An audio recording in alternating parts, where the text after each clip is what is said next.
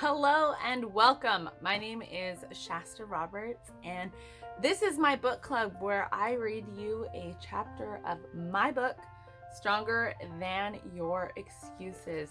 This week we are we're continuing on part 3, the separation stage, and we are on stage 2, the smothering stage. The first 2 weeks of our split were the hardest.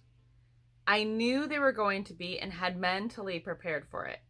Not hard because I thought I was wrong or wanted him back, but hard because I do love him as a friend.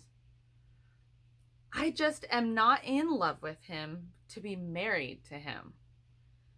It is hard to see him suffering when I am the sole person who could stop that suffering. To stop his suffering would only ensue my suffering all over again. I had already moved past all my excuses, and there will never be one again. I will only go back if my reason is I love him and my life is better for it. He will always be a big part of my life. We have 3 kids together, and I do care for him. We have been together for 13 years and married for 10. He means a lot to me, just not enough to be in love with him. At the same time, I love him more now as a friend than I ever did as his wife.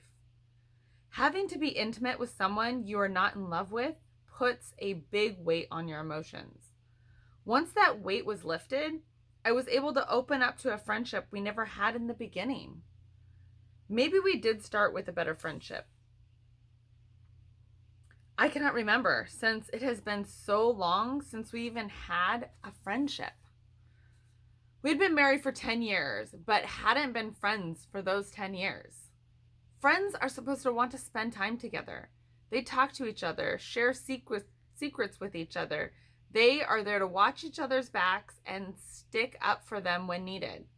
Friends are a place where you can be yourself because you are accepted only as yourself. We have never had secrets with each other. Our secrets are kept hidden inside and told to other people, not to each other. Let alone, I haven't felt like I could be myself in my marriage. I was pushed into a 50s housewife position from the day I wed. Not only was I the one who was required to cook, clean, take care of the kids, and manage the bills, but I was also the breadwinner for half of our marriage. When I say I was required, I mean it. If I didn't do it, it would not get done. When I asked him to help with any of these things, he would explain to me why it was my job and not his.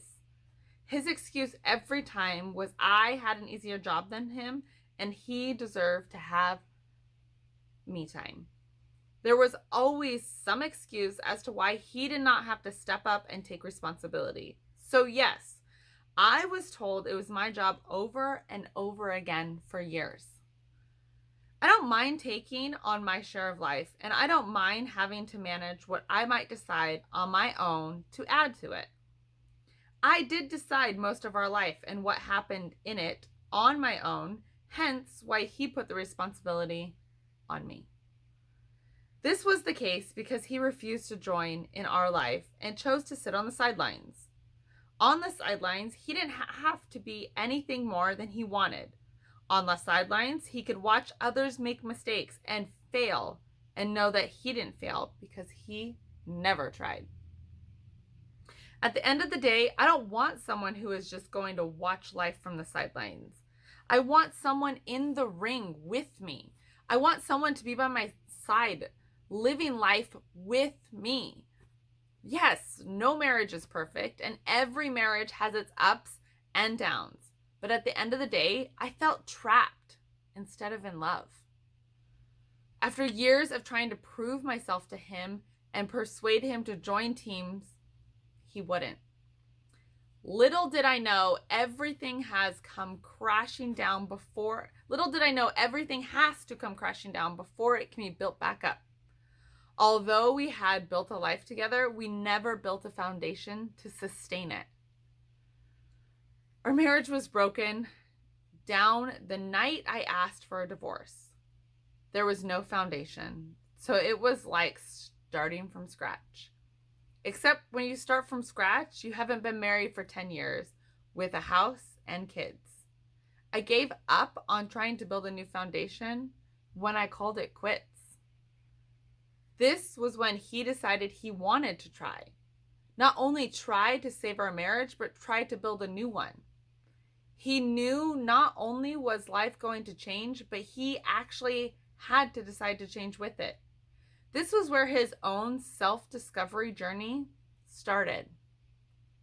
He says the day I asked for a divorce was the lowest point in his life he has ever been. He had been through 2 siblings' death, but becoming a divorcee was one of his worst nightmares. This left nowhere to go but up, and thankfully he took the sign and started moving. He stopped listening to all the political podcasts that breed negativity, no matter which side you were on. He changed those for more brighter, self-developing podcasts like Brendan Burchard and Ed Milet. He had come to me on one of the days asking what he could listen to as a podcast to help him be a better person.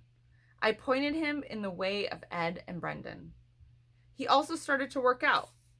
When you listen to any motivational speaker, they will say how you must take care of yourself before you can take care of anyone else. It's like the oxygen on the plane. You need to put your mask on your mask before you can help anyone else. It is the same in life. You need to work on you before you can help someone else. He did just that. He listened to Ed and Brendan and many more as he branched out. We own a treadmill because I was working on myself and cannot always make it to the gym. A walk on the treadmill is better than nothing. It is still getting your heart rate up and works your muscles. He started walking daily and then quickly got up to running daily. He was feeling great and saw why I was living the way I was and how it was different than the way he was living. He started to change. After me begging for change, the only thing that got through to him was when I finally didn't love him anymore. That was the only thing that woke him up. Like I said before, you cannot just fall back in love with someone once you fall out of love with them. At the start of all this change, my feelings didn't change, and I still was ready for a divorce. I wasn't ready to be open to him being a new man and building a new marriage. I couldn't get past the fact that I looked at him and saw weakness. He started to look good too. Better than he had the entire time I had known him.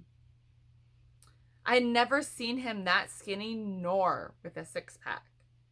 But he started working hard to get there. This led to him helping more with our family. He started not complaining as much. He started to help around the house and with the kids a lot more. Things were looking better for him as a person. It did not change my decision, though. He thought it might change things a bit and tried to win me back. Instead of stopping me from what I was doing while he cried and said he was sorry, he changed it to texting me every morning. Just when I thought I was clear of the awkward stage, we moved into him smothering me. The I'm sorry turned into thankful thoughts and affirmations sent to me in the morning. Sometimes it was over the simplest things, such as doing the dishes. Other times it was saying how he admired me, or I motivated him to be a better person. It started out as just something I looked at and ignored. You can only ignore something for so long. After a couple weeks of receiving these texts, I had to confront him. I could not handle it anymore. I don't need any praising. I've been doing all these things day in and day out for 10 years and never got a thanks. Truth is, everyone likes to hear a nice thank you or to know that you made someone else's day just a little bit brighter. After 10 years and asking for a divorce, it was a little too late. Again, I had to have an awkward conversation that sending me those messages just pushes me more away. I cringe when I receive them, and I'm not emotionally ready to receive them. When you have anger for someone deep inside you, you're not able to accept the nice things they say as truth. I was still and am still angry that he finally started to try to fix things after I fell out of love with him. It couldn't have been before when I still loved him and we could be working on ourselves and our relationship at the same time. He waited until it was too late. This, more than anything, hurt me the worst. I don't take it lightly that I didn't love him anymore. When we came back from supposed to be a paradise trip to Italy, where I realized I didn't love him, I waited a month before I told him I wanted a divorce.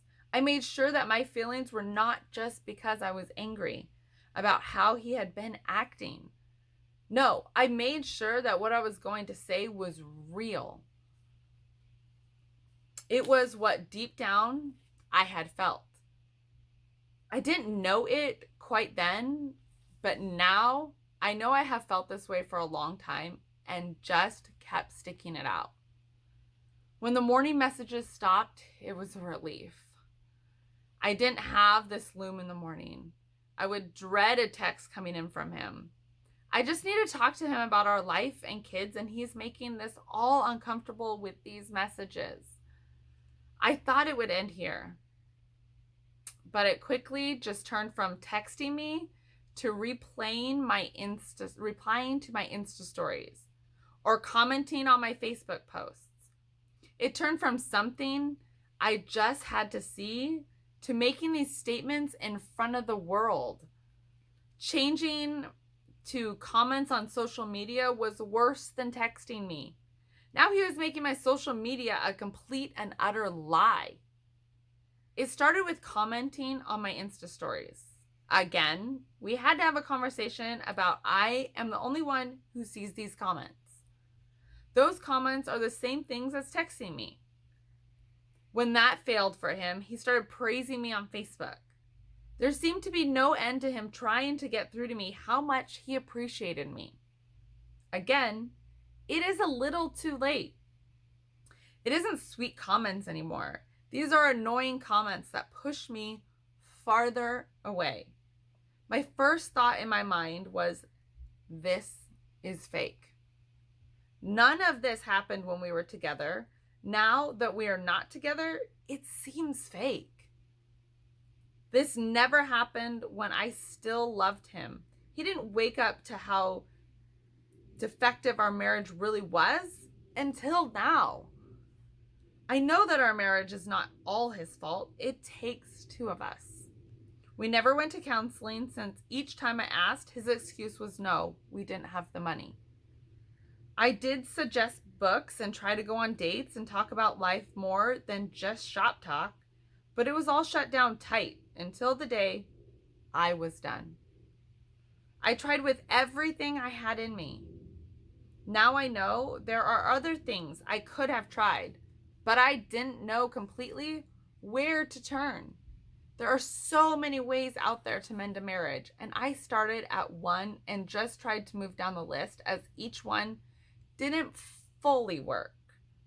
At some point while I was working through all these ways, I looked at him and my eyes had opened.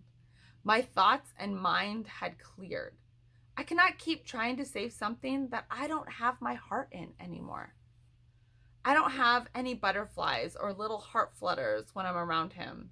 I'm not drawn to him, but more drawn away from him. I do not confide my most inner thoughts with him.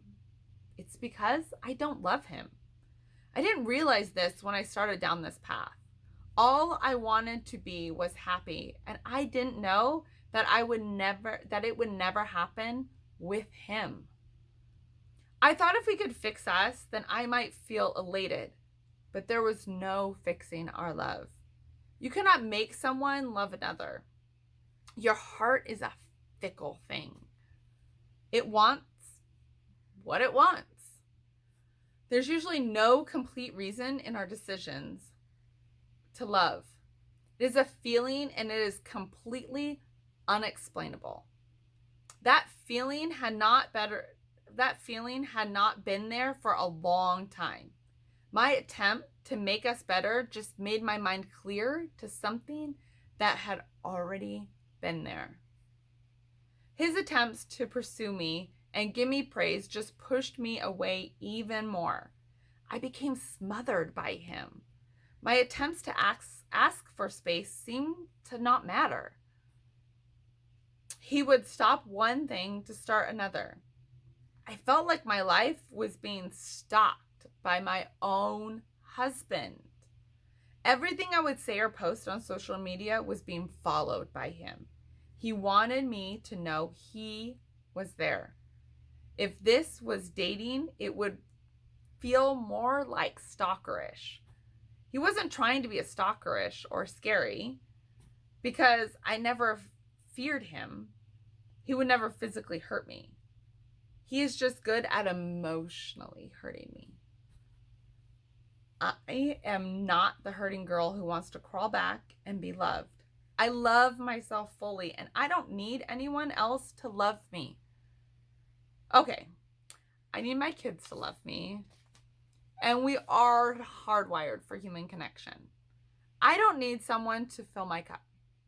I just need someone who doesn't steal my water to fill up their cup. I learned a lot through this journey. I didn't know where it was leading me when I started on my self-love journey over a year ago. I knew how I wanted to feel about myself in the end, and I have accomplished that. I learned some things along the way about life and myself too. When you finally learn how to love yourself, you make it easier for someone to love you. In this case, it just made it harder for me to love him. All right, that is another chapter of my book. Please give me a thumbs up and leave me a comment. I would love to hear what you think about each and every chapter. Make sure that you subscribe to the channel, and if you hit that notification bell, it'll actually notify you with a little text message every time I post a chapter instead of just showing up in your subscription feed. So I will see you guys next week for the next chapter, as we're on the last section of the book, and I can't wait to finish this with you guys. So I will see you next week. Bye.